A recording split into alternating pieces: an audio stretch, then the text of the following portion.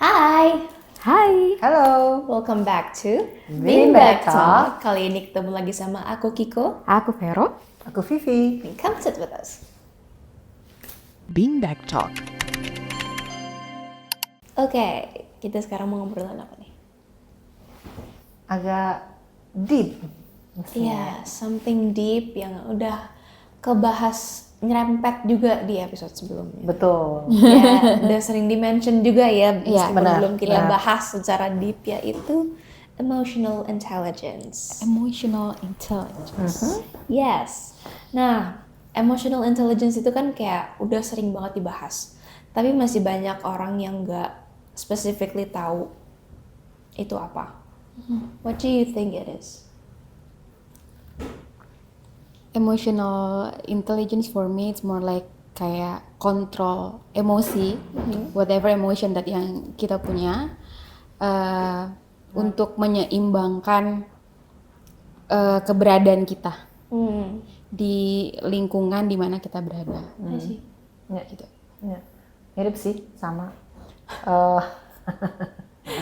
Jadi kayak kemampuan seseorang untuk mendevelop dirinya sehingga dia bisa punya kemampuan itu mengontrol emosi mungkin dalam situasi-situasi yang berbeda. Ya, Bagaimana iya itu kemampuan Iya. untuk mengontrol. kepintaran seseorang untuk Iya. bisa skill sih jatuhnya ya.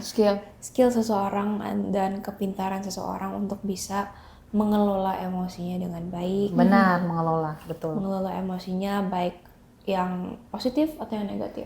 Ya, Karena kalau misalnya tidak dikelola dengan baik, over apapun itu yang baik atau positif akan tidak terlalu baik juga endingnya. betul.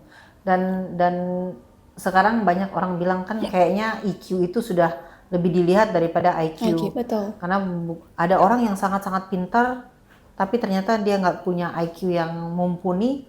Akhirnya dia juga nggak bisa kayak bertumbuh dengan cepat gitu. Iya, pertumbuhan emotional growth-nya Iya. ya. Jadi bisa juga dalam karir ya, orang-orang yang punya IQ yang sangat tinggi malah kadang tidak terlalu diconsider oleh perusahaan untuk menjadi pemegang decision making atau managing big group, karena buat mereka ya bukan saja IQ tapi how you handle people, karena kalau udah posisinya higher in corporate life ya, kan itu sebenarnya managing people yang lebih susah. Jadi ini ternyata semakin hari semakin penting dan semakin dilihat ya. Iya, apalagi kayak dunia sekarang tuh kan evolutionnya cepet banget ya. Itu gimana caranya kita bisa bilang dia tuh sangat penting di dunia yang sangat cepat sekarang ini. Kayak yang tadi Usivi bilang kan, emotional intelligence itu kan apalagi di lingkungan pekerjaan itu berkaitan dengan bagaimana kita manage diri sendiri dan manage keadaan supaya semua orang itu bisa kerja, get along dan bekerja jadi team player yang baik di dalam pekerjaannya. Jadi dengan kayak kita bertiga aja, beda generasi. The way kita Mikir tuh kadang mikir beda-beda. juga beda. Cara kita menyampaikan emosi pun pasti beda-beda. Betul. Nah, kalau punya emotional intelligence, dia harusnya sanggup untuk manage perbedaan ini supaya lebih seimbang, relasinya juga lebih baik dan segala macam. Iya sih, berarti kayak Setuju. itu nggak cuman formally speaking lah ya. Iya. Itu happens dan akan teraplikasikan di semua aspek ya. Iya. Berarti kayak it is very important for us to like develop our emotional intelligence. True. Karena kalau misalnya kita secara emosional tidak pintar atau tidak cukup mahir untuk mengelolanya, akan berbahaya bukan cuma untuk kita tapi buat orang lain juga. Betul. Betul banget. Betul. Nah, tapi kan kecerdasan emosional itu bisa dibagi menjadi beberapa bagian. Kayak ngenalin diri sendiri, ngenalin emosi diri sendiri, ngelola emosi, dan memahami orang lain. Yang paling susah menurut Anda sekalian adalah yang mana? Kalau kita ini kalau idealnya ya kita ngomong ideal kalau kita punya yang tadi yang sebelum di episode sebelumnya kita bahas tentang unresolved emotion self awareness yang cukup kuat harusnya kita bisa kontrol bagaimana kita bereaksi. Iya. Harusnya kita juga bisa punya kecerdasan yang cukup untuk mengelola emosi kita. Yang sulit itu adalah ketika kita ada di kondisi di mana kita bisa mengelola emosi kita, tetapi lawan bicara kita Nggak atau bisa, apa ya. sama sekali nggak bisa. Iya. Itu tes banget ya. Itu tes banget. Iya. Jadi itu kayak pancingannya kita untuk ikutan gak ngontrol Iya, aja Pan. Iya. Cuman ya kalau menurut aku sih, ini kan tadi kan dibagiin jadi 3 ya kalau misalnya dari questionnya. Itu kan ada yang gimana kita mengelola emosi, Ya. gimana kita memahami orang lain dan mengenali emosi kita sendiri. Mhm. Kadang tuh buat aku yang paling susah tuh ngenalin emosi diri sendiri. Karena mungkin saking tercampur aduknya perasaan, kita sampai bingung ini emosi apa yang gue rasain.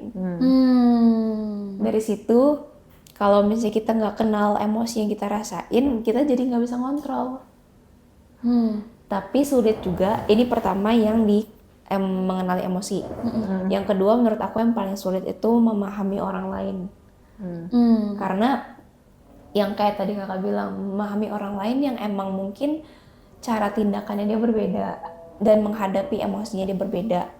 Itu akan lebih sulit ketika kita udah cukup nih, udah Iya, kuat nih, iya, tapi orang ini nantangin kita.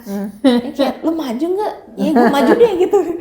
Ya udah gitu, itu yang paling susah sih menurut aku kayak untuk bukan menahan ya, lebih mencernanya dengan lebih, how do I say it ya, lebih tenang. Lebih dewasa. Iya, lebih dewasa. Kalau aku melihatnya sih sebenarnya 3 ini tuh adalah sebuah stage. Pertama self aware, kita aware dulu dengan kondisi kita. Setelah kita aware, kita tahu, oh aku begini nih, cara mengelolanya seperti apa. Jadi kita the next stage itu mengelola. Nah setelah mengelola, berarti kita punya nih bullet atau kita punya apa ya, modal ya untuk bisa menggunakan itu untuk memahami orang lain. Iya sih, jadi itu ada stagesnya. Ya, menurut aku sih aku melihatnya seperti itu. Iya. Karena kalau kita sudah tahu diri kita sendiri, paling enggak bagian kita udah beres ya. At least ya, bukan berarti itu kita all over. I mean, kita semua ini kan work in progress ya, until forever gitu. Tapi maksudnya paling enggak kita udah tahu diri kita sendiri sehingga ketika kita berhadapan dengan orang lain, waktu atau effort yang terpakai untuk berinteraksi dengan orang itu, misalnya let's say kita punya 100%, tapi karena 50% atau 60% itu bagian kita udah beres, tinggal 50% lagi atau 40% lagi giliran kita untuk memahami orang lain. Benar. Jadi paling enggak itu stage. That's how I see it. Tapi semakin tinggi semakin sulit ya. Iya. Of course lah ya, namanya naik kelas makin sulit ujiannya. Nah, intinya itu ketika mau naik kelas kan ujian makin sulit. Dan sesuatu yang worth valuable itu pasti bukan hal yang easy to get. Ya. Jadi we need to work on it. Dan ya ini semua kan berhubungan dengan how the social life, how we interact with each other, how we membangun hubungan. So that's how I see it. Iya, setuju sih. Setuju. Cuman kayak, ntar nggak aku baca. Ini kayak, tadi kan bisa disimpulin kayak kalau misalnya secara orang yang emotionally udah developed dan intelligence-nya udah developed, itu kerasa banget nggak sih bedanya kayak orang sama orang yang belum? Kalau aku sih bisa kelihatan lah ya, kelihatan ketika mereka dites dalam let's say condition under pressure, you will be Don't able crack under pressure. yeah. Don't break under pressure, but itu biasanya gitu ya, kelihatan orang itu seperti apa dalam misalnya argumen yang memanas, how you react dalam saat dimana lu ditekan dari segala macam posisi, how you react itu kan kelihatan. Orang yang udah benar-benar punya skor intelligence emosional yang tinggi, dia bisa atur sedemikian rupa. Itu Menurut aku sih itu sih kelihatannya dari situ. Dan kalau kayak menurut aku a good listener itu biasanya dia lebih punya skills emosi yang bagus karena dia bisa menahan diri untuk bereaksi, untuk bisa menahan diri untuk kasih komen, ya kan. Makanya kayak orang-orang di frontliner, customer service dan apa segala macam, itu kan mereka harus punya emotional skills yang mumpuni untuk pekerjaannya. Betul. Kalau nggak kayak ada customer datang kopinya nggak enak, dia marah-marah, banting itu segala macam, the way dia kontrol situasinya itu kalau dia nggak punya, sulit banget. Dia nggak punya emotional skill yang cukup, wah, banting balik sama dia. Iya benar sih. Benar. Minum kalau dari situ. Ya kan? Betul. Dan kalau orangnya komplain dia harus mampu nahan dirinya untuk komplain balik kan atau berkomentar kan, harus bisa jadi a good listener. Jadinya ya. Iya. Betul. Nah, ini nyambung sih kayak emotional intelligence itu kan sebenarnya bisa dilatih ya. Iya, harusnya Dan bisa. ada argumen bahwa itu genetik bawaan. Oh ya. Maksudnya kayak kadang mungkin kita kalau secara genetik mungkin not physically genetic ya, tapi karena kita melihat contoh dari keluarga, ya betul. jadi itu bawaannya. Tapi kalau misalnya emang dari keluarga belum diajarkan soal emotional intelligence itu, menurut aku pelatihannya tuh bisa banget sih ada dari diri kita sendiri dengan kita kenal diri kita, self awareness yang kemarin kita bahas di episode sebelumnya. Terus ya dari situ kita makin bisa ngontrol ya. Iya, bener sih. Banyak sih sekarang udah ada kayak workshop Iya. atau camp yang dilakukan untuk membantu orang menjadi lebih pintar dalam mengelola emosi. Tapi menurut aku juga itu yang kamu bilang genetik tadi, Kiko, I agree, karena Bawaan tadi ya? iya, dari kecil itu misalnya seorang anak yang tinggal di keluarga yang penuh dengan kasih sayang, yang anaknya selalu dihak, mereka menerima so much love, itu akan beda meregulate emosinya menurut aku ya, dibanding dengan anak yang selalu melihat orang tuanya bertengkar atau orang tuanya abusive, things like that. Itu jadinya dia mesti latihnya lebih berat lagi. Iya. Itu betul, aku setuju banget, dan kayak bisa dilatih, bisa banget. Tapi kapan dilatihnya itu yang bakal berdampak besar ke orang itu. Kalau misalnya dari kecil kayak yang tadi Usivi bilang, keluarga memberi, balik lagi, ada ruang untuk anak-anak mengekspresikan emosinya, itu biasanya mereka lebih cepat lah ya untuk seleksi mana emosi yang bisa gue kontrol, mana yang enggak. Kayak yang di episode sebelumnya Kiko ngomong soal bully. Orang yang suka membuli pada dasarnya kan dia nggak bisa kontrol emosinya. Dia nggak punya kecerdasan emosi yang cukup.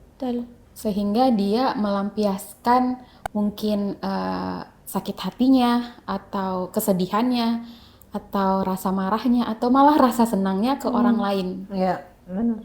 Seperti itu. Jadi itu benar-benar ngaruh ke keputusan kita ya. Iya. Jadi kayak aku pengen nanya sih, do you have like sebuah keputusan yang made out of emotion? Ada lagi. And how did it end? Like endingnya gimana? Kita ketawa karena ini ya, kita berumah tangga ya. Itu biasanya tuh contoh nyata, bener nggak? Penonton. Dalam rumah tangga tuh begitu. Kayak contohnya aja, misalnya aku sebel sama suamiku ya. Halo papi, kalau nonton. Kadang-kadang kalau aku kalau sebel atau kalau marah, biasanya kan kata-kata akan dipakai untuk gimana caranya Gue bikin sakit hati. I will bikin membalas ini dengan perkataanku gitu loh. Tapi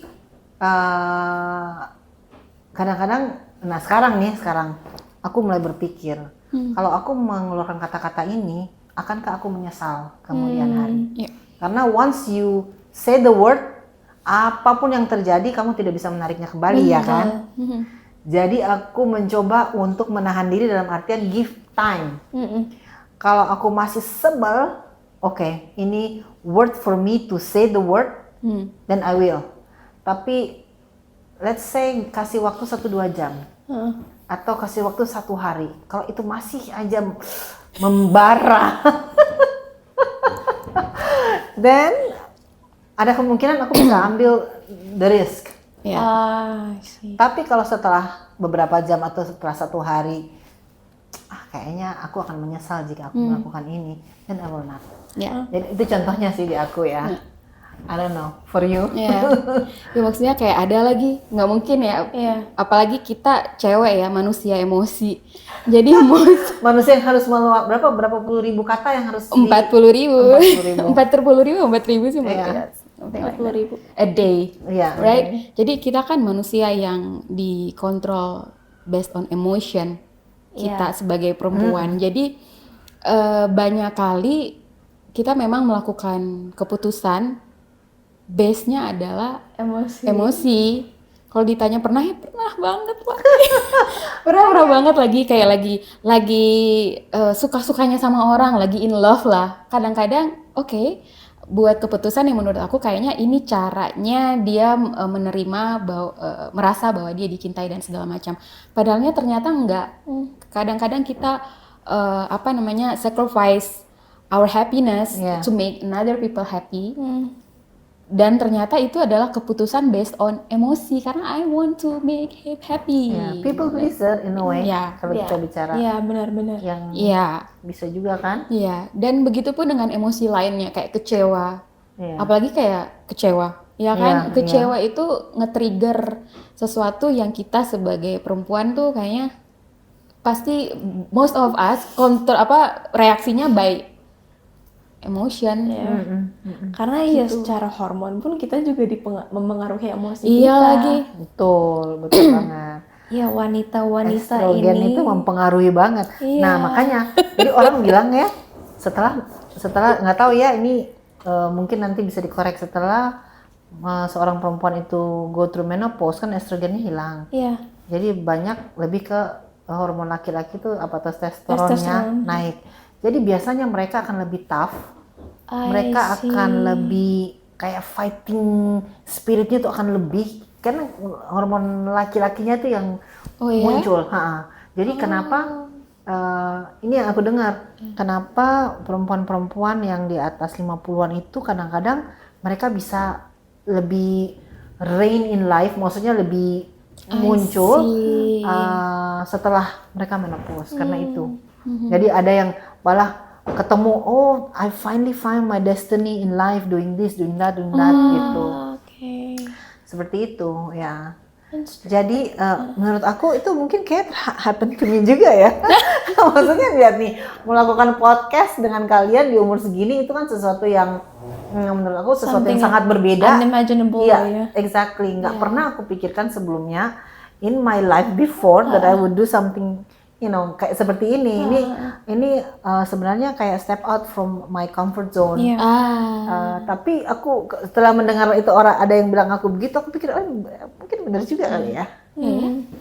So let's see. Nice. That's way to see it.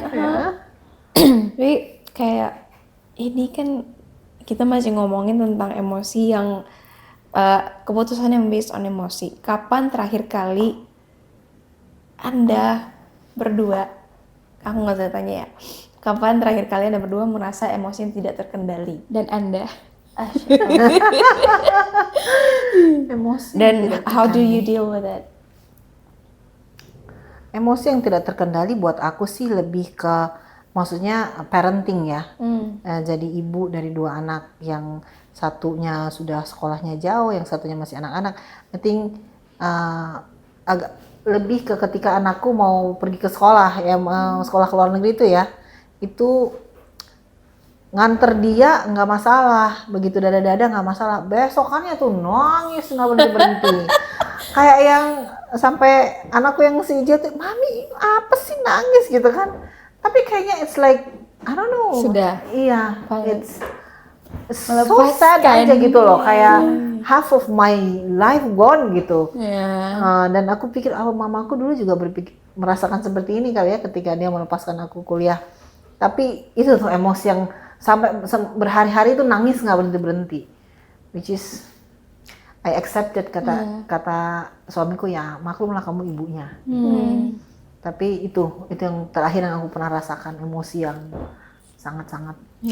And how do you deal with it? Diikutin aja kan? Iya, ikutin. I cried every time. And I just do it.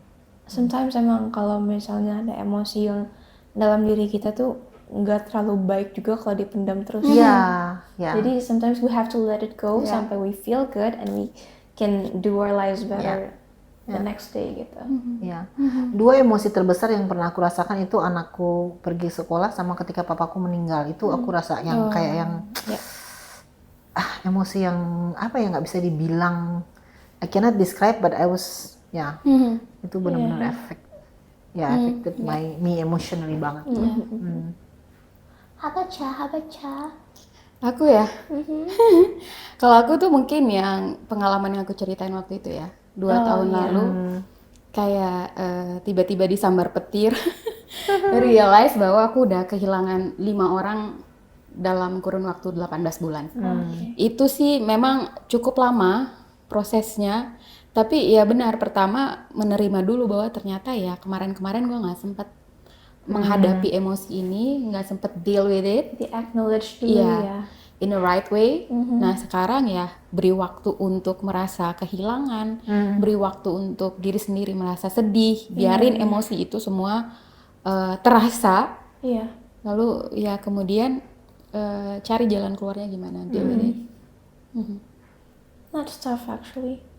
Karena kayak untuk kita bisa dan kita willing to feel perasaan yang kita nggak suka, itu tuh nggak gampang banget. Karena pasti kita akan nolak, gue nggak mau ngerasain ini. Udah gue bodo amatan aja. Tapi nggak bisa terus-terusan kayak gitu loh. So Kiko? Kiko? Kamu harus juga menjawab gitu. Iya. Aku apa ya? Mungkin kalau pas aku lagi down kali ya. Kalau lagi down gitu aku kan bingung ya, aku kadang tuh suka nggak ada triggernya, kadang suka ada triggernya. Kalau misalnya ada triggernya mungkin kayak aku kecapean, terus jadinya kayak ada worry juga, jadi terlalu campur aduk gitu loh, kayak worry, terus anger, terus ada sadness, fear, semuanya jadi satu. Kayak aku coba cari tahu dulu, misalnya worry-nya kenapa, angry-nya kenapa, fear-nya kenapa, sadness-nya kenapa.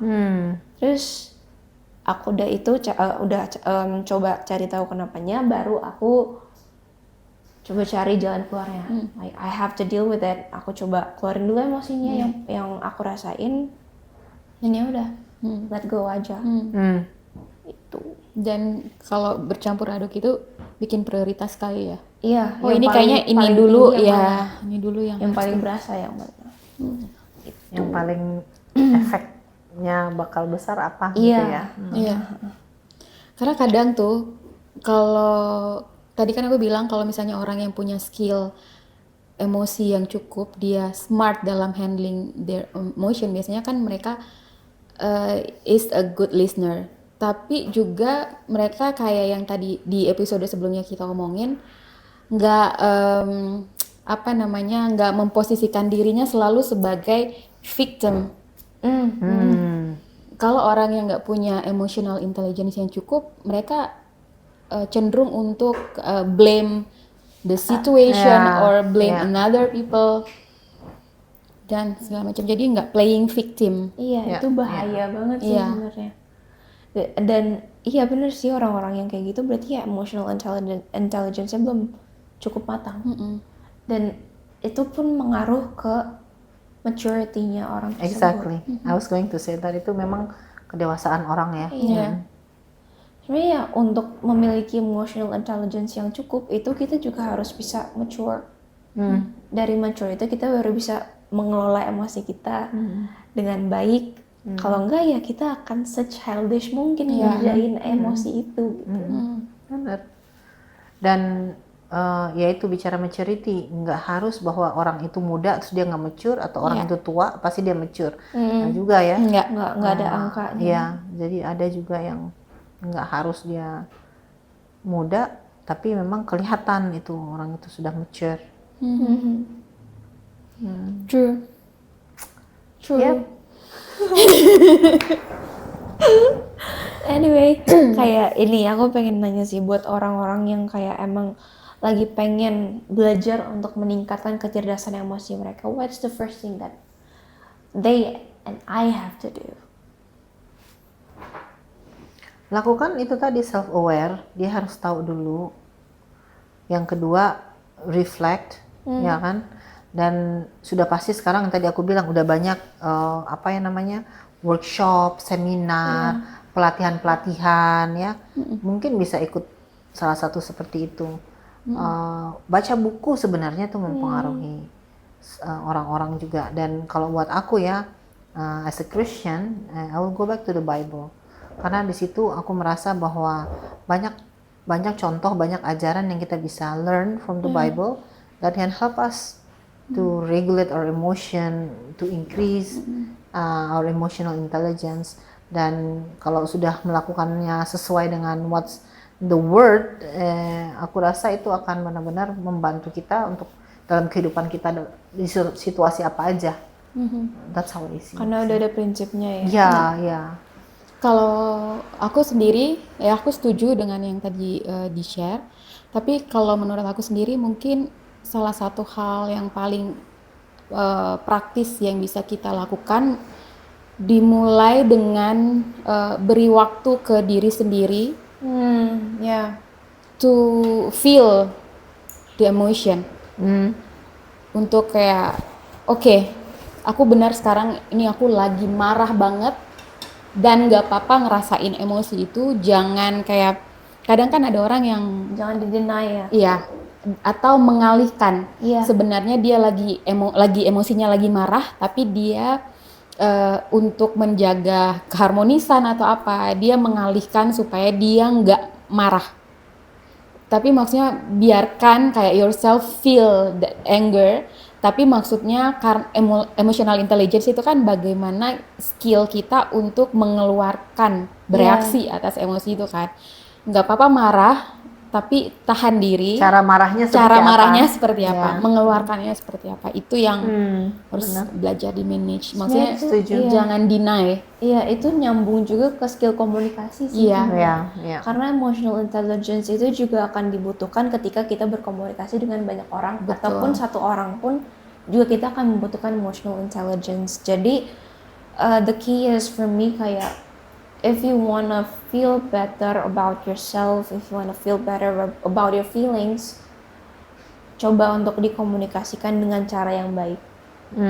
Dan dari situ kita akan menemukan titik terangnya untuk kita ngerasa, oh ini gue emotional intelligence-nya tuh udah mulai ke-develop nih. Gitu.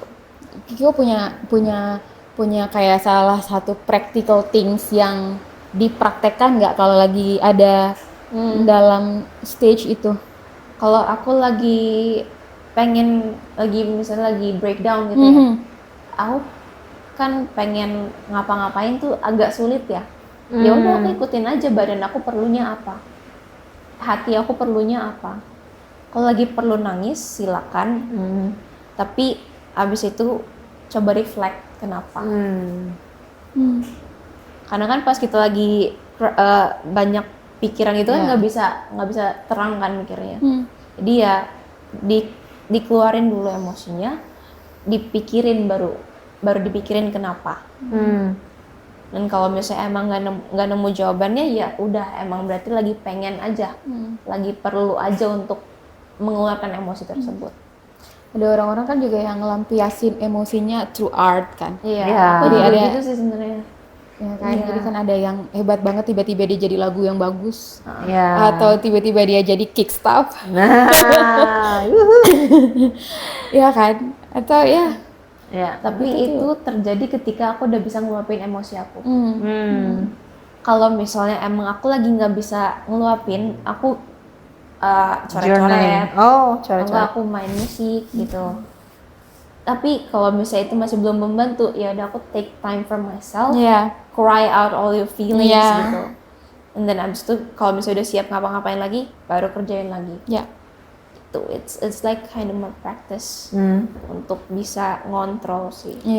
Karena kalau misalnya nggak dikontrol juga akan ngaruh ke sekitar kita, secara emosi dan secara jiwa ya. Jadi bad mood terus nggak sih? Iya. Kayak apa-apa salah aja. Iya, dan jadinya tuh kayak ngejangkit gitu loh. Perasaan kita tuh ngejangkit orang untuk ngerasain yang sama gitu. Jadi it's not a healthy thing untuk ditahan sehat ya, seperti itu. Gitu. Kalau Vera gimana? How do you do it? How do you deal with it? Take time with myself. Kayak ambil waktu buat. Sekarang sih agak ya untuk yang kemarin aku cerita ya, untung di kejadian yang kemarin suamiku cukup pengertian ya. Jadi dia bisa kasih aku waktu untuk deal with all the emotion. Tapi aku tuh kayak realize bahwa di momen yang sama di waktu aku ngadepin itu 7 hari sendiri refleksi, dia juga di momen yang sama 7 hari beri ruang untuk dirinya.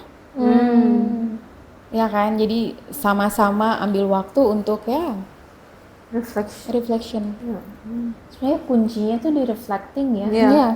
Reflecting to ourselves yang leads us to know what we have to do.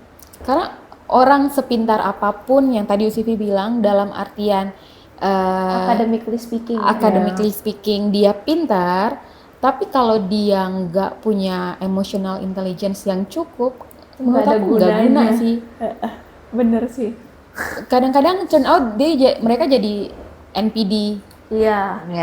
Mereka kayak ngeremehin orang, atau ada kepintaran yang dipakai untuk menipu. Betul. Bahkan kayak kalau misalnya kita pas sekolah pinter banget, tapi nih anak emotionally nggak pintar, itu jadinya kayak working ethics-nya juga nggak ada ketika dia masuk dunia pekerjaan. Pengaruh sih. Jadi itu semua leads dari berangkat dari sebenarnya dari kecil sih. Dari kecil, how we regulate our feelings, gimana kita deal with problems yang mungkin minor banget tapi ternyata efeknya gede banget. Aku pernah ketemu orang yang dari kecil dia tuh nggak dikasih kebebasan untuk mengekspresikan dirinya.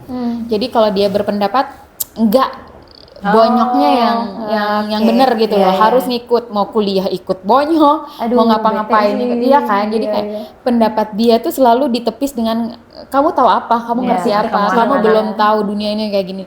Dan akhirnya nih anak secara akademis dia pinter banget, IPK-nya ya di atas rata-rata lah dan segala macam. Tapi ya itu turn out jadi orang yang sangat manipulatif. Dan itu ya karena dia nggak dikasih cukup kebebasan pada saat dia kecil. Ya, jadi orang itu sayangnya kalau tidak diimbangi IQ dan EQ, dia nggak bisa maximize the potential yang ada dalam dirinya. Betul.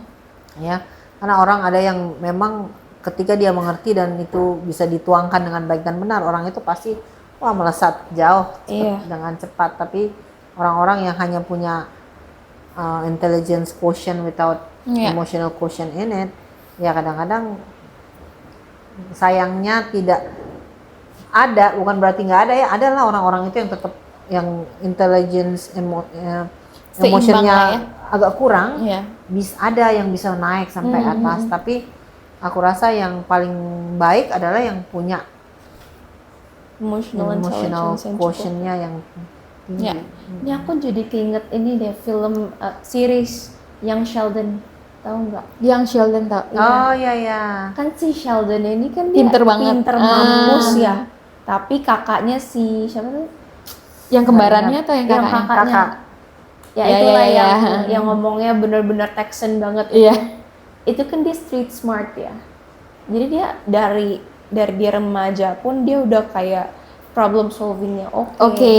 Dia udah tahu caranya untuk deal with financial problems ketika keluarganya lagi ada financial problems, dan dia coba untuk cari cara. Sedangkan Sheldon yang I need this, I want this gitu kan. Jadi kayak ya pintar sih, jadi sih, cuman ya nggak kurang utuh ya kalau Iya. melihat orang tuh, kalau dia cuman pintar di IQ aja, Iya. tidak EQ-nya juga betul. kayak you don't see like the whole. Kayak jatuhnya jadi kayak kopong gitu ya.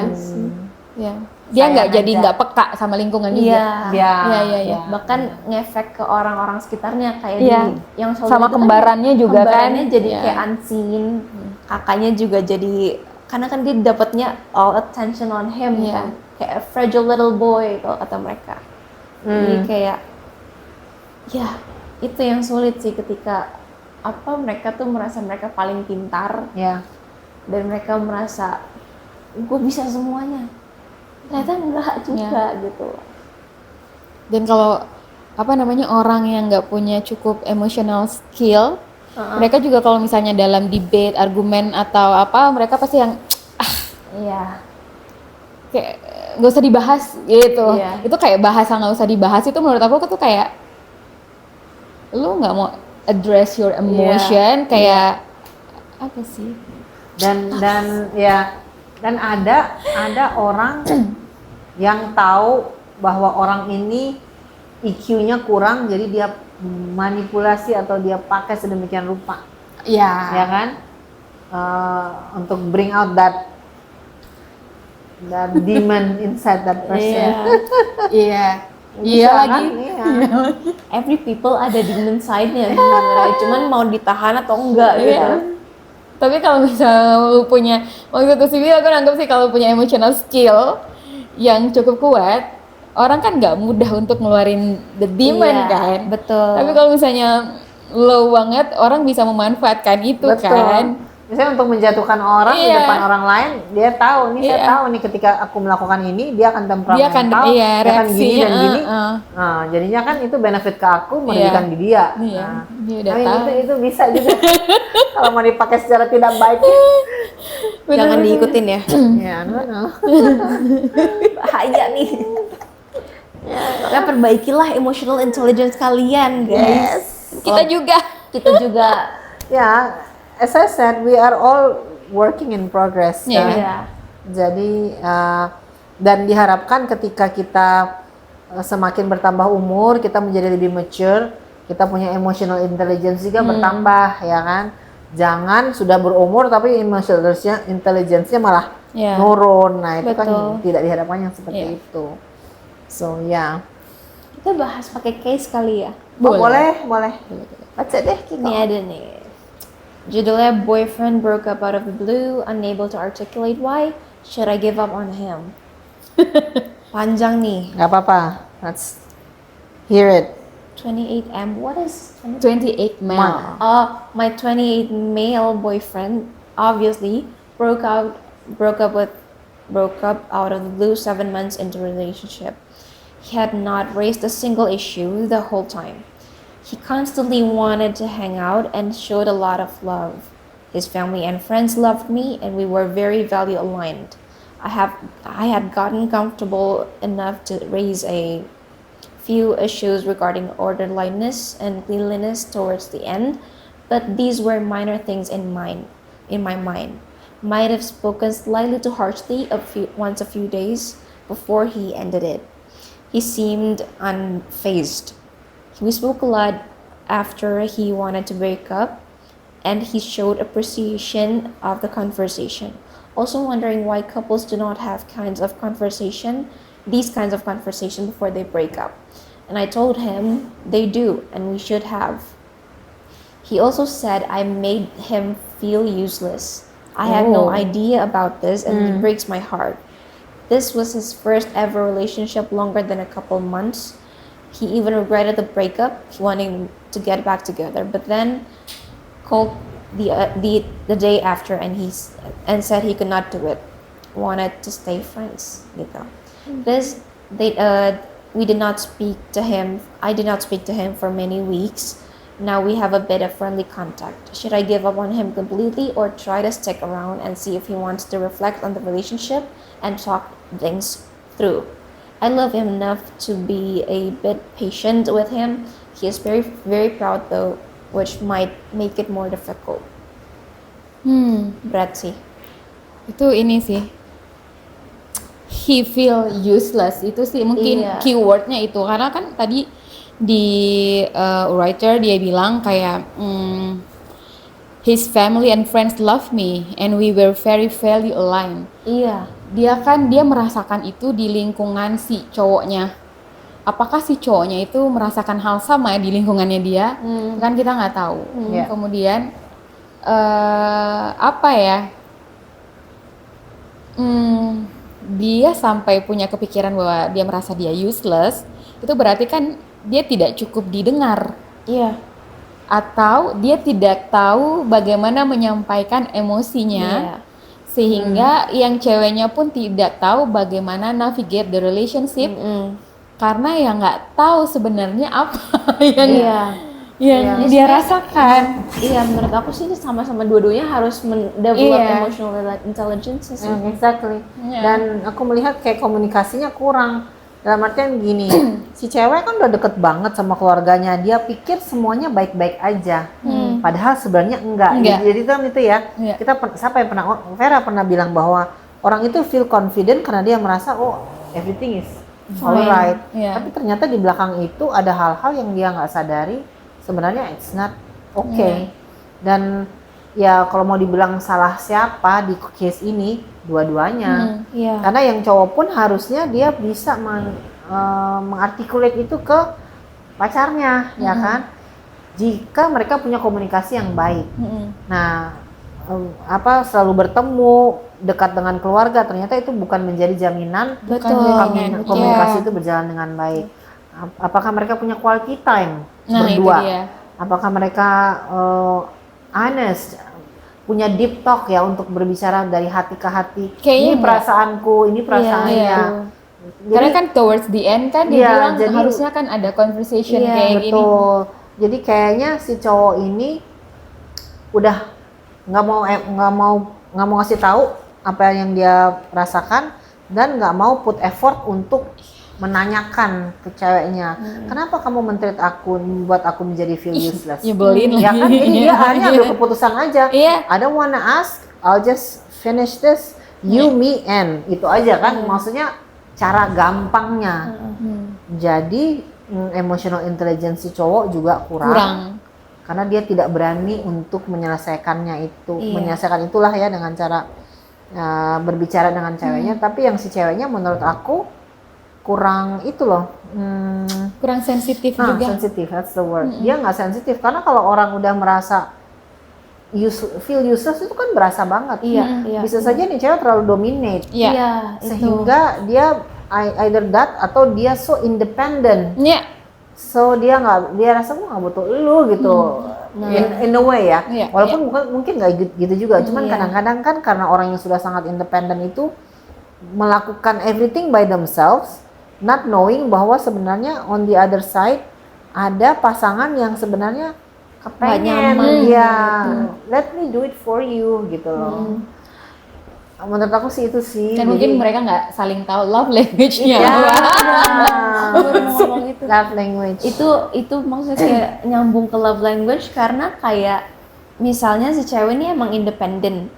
Kenapa kalau misalnya dia ngerasa kayak gue udah nggak butuh cowok, ngapain dia pacaran sama nih orang? Tapi ini kan case-nya dia pacaran. Dan yang aku bilang, kenapa aku bisa bilang si ceweknya juga kurang intelligence emotionally, karena kayak dia juga nggak bisa mancing cowoknya untuk ngomong. Iya. Karena let's say men itu menurut aku lebih tertutup daripada wanita. They try to be more tough, seen tough than being seen as vulnerable as he is gitu kan. Dan aku ngeliatnya di kasus ini tuh dia kayak gitu. Dia ngerasa useless, harusnya si cewek bisa nanya kenapa. Iya. Kenapa? How can we adjust to it? apa yang kamu expect aku lakukan, apa yang aku expect kamu lakukan. Jadi vice versa gitu kan. Jadi dengan begitu mereka bisa fix the relationship without ending it gitu. Ya. Jadi harus develop dua-duanya juga gitu. Harus berani get out of the comfort zone gitu. Ya. Ya. Karena di case ini kan juga dia nggak ceritain kan. Iya. Mereka Iya. sudah ngebahas. Karena kan yang cowok juga kayak tadi tuh. Harusnya ada conversation, percakapan-percakapan Seperti ini, seperti ya. ini. Berarti mereka nggak kasih waktu Iya. buat diri sendiri mengekspresikan Perasaannya. perasaannya. Tapi yang pertanyaan dia kan, apakah aku harus memberikan second chance atau udah aja? Give second Menurut chance kalian to apa? yourself first. Iya, itu sebenarnya nggak bisa kita jawab sih, Iya. karena harus dia yang jawab sendiri. Kayak Tapi seandainya kalian adalah dia, adalah dia. put yourself in her shoes, what would you do? Aku sih I'll choose Aku myself. sih yes. Aku sih yes. Oh iya. No, I'm just joking. Apa menurut Kiko kira-kira apa? Kalau aku mungkin kayak mungkin right person, wrong timing.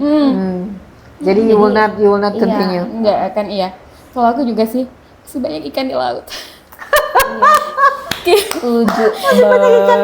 Kita cari ikan yang ya lebih enak lah Tapi dimakan. dengar, background dia adalah dia sudah punya hubungan yang baik dengan family-nya. Bukankah itu part of a relationship that biasanya orang yang looking for gitu loh. Iya. Kalau saya bisa dekat dengan family-nya, artinya ya saya bisa my adjust later on. Misalnya mereka get married, adjustment-nya kan nggak akan susah. Iya.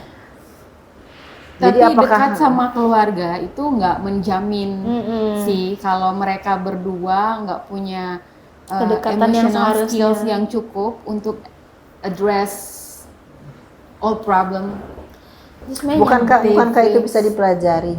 bisa, cuman yang as I said it's a right person, wrong timing aja.